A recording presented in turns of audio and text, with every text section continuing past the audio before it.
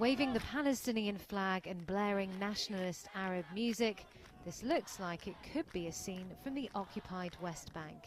But this rally is for members of Israel's 21% Arab minority. The Israeli term for them is Israeli Arabs, but many are now rejecting that label.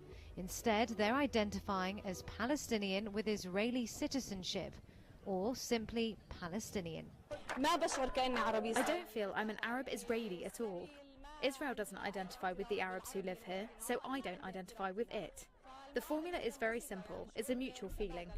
I don't feel I'm part of them, and they don't feel the Arabs are part of them. This is a yearly gathering to mark the Nakba, or catastrophe, when Palestinians lament the loss of their homeland in the 1948-49 war that surrounded the creation of the modern Jewish state. The event is a celebration of Palestinian identity that Arab lawmakers and academics say reflects a change in thinking over the decades. Some here say that many of the first two generations of Arabs in post-1948 Israel were too scared to discuss identity openly, but the younger generation is not. In the mixed city of Haifa, Mohanad Abu Ghosh is taking part in a campaign calling on Arabs in Israel to boycott anything from elections to Israeli products.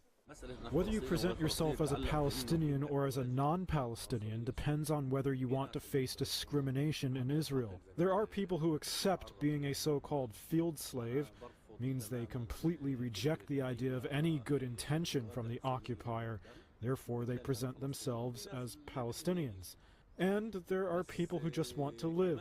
Also, there is a change in the percentage. The percentage of people presenting themselves as Palestinian avowedly is very high.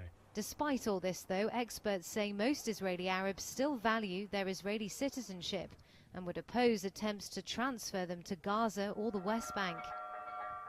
It's hard for them to ignore the trouble on the other side.